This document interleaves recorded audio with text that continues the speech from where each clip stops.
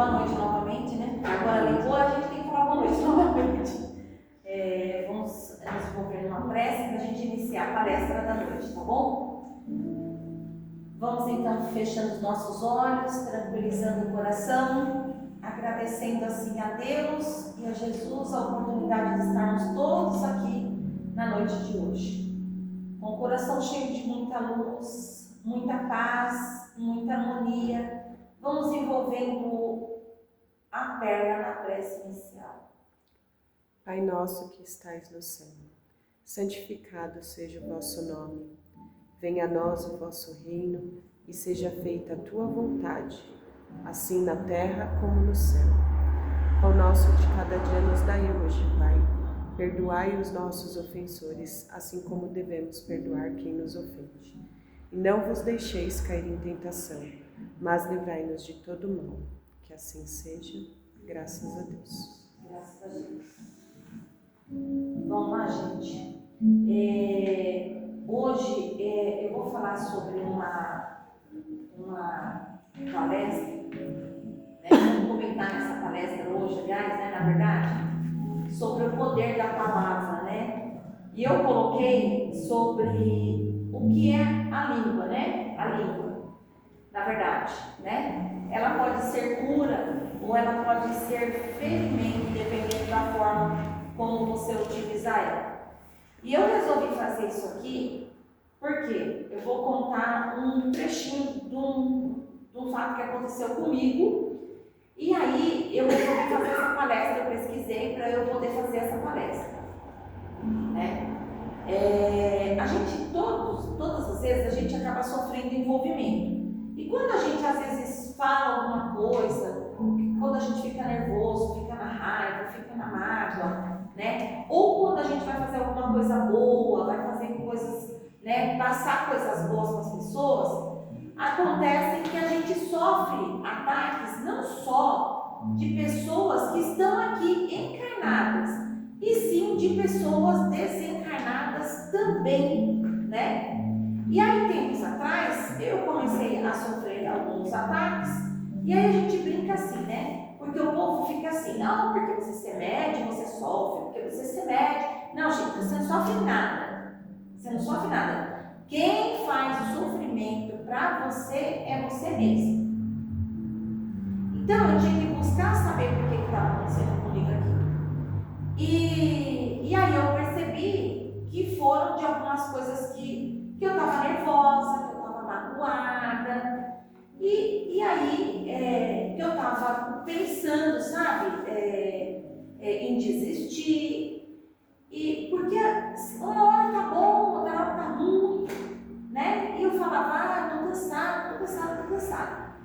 E aí eu abri brecha para os ataques começarem na minha casa. Aí começou um monte de coisa. Aí eu comecei a ficar doente, começou um monte de coisa a acontecer, né?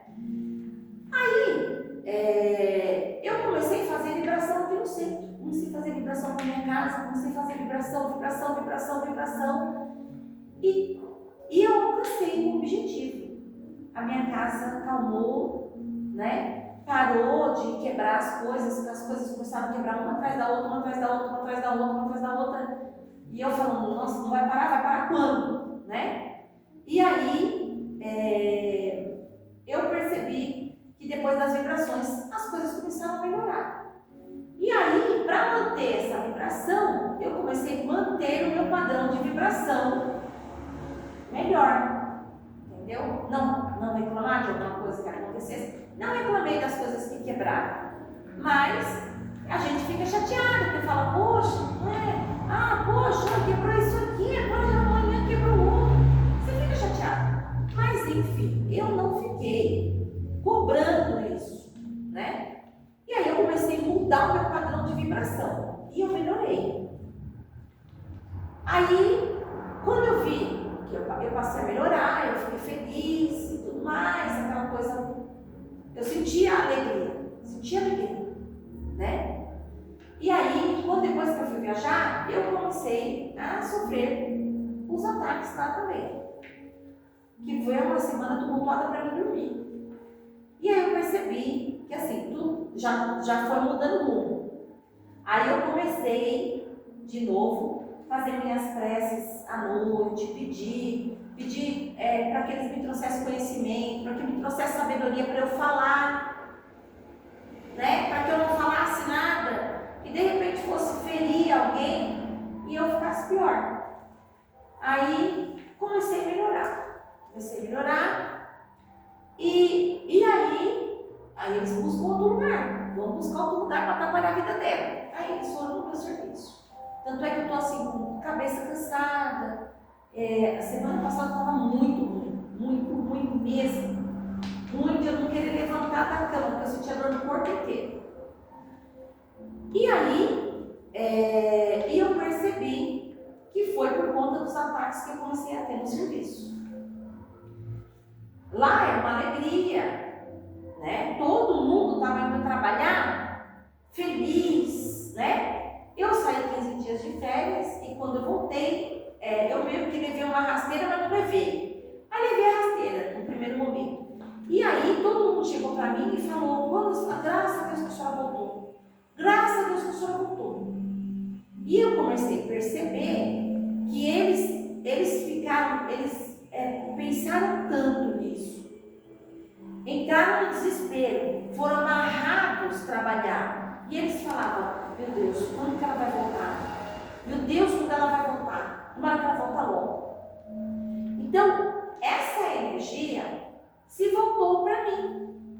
Não foi maldade, mas foi aquele desejo que eles tinham de me ter lá para evitar algumas coisas que aconteceram e que eu não consegui evitar, que só quando eu cheguei que eu consegui, depois de uma briga, eu consegui colocar as coisas no lugar.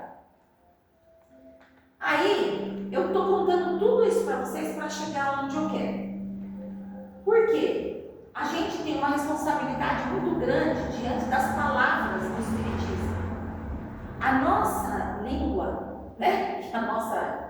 Porque eu falo que é através da língua, né? Porque a língua, eu falo que é o chicote do corpo. Aquilo que você fala, com a intensidade que você fala, volta.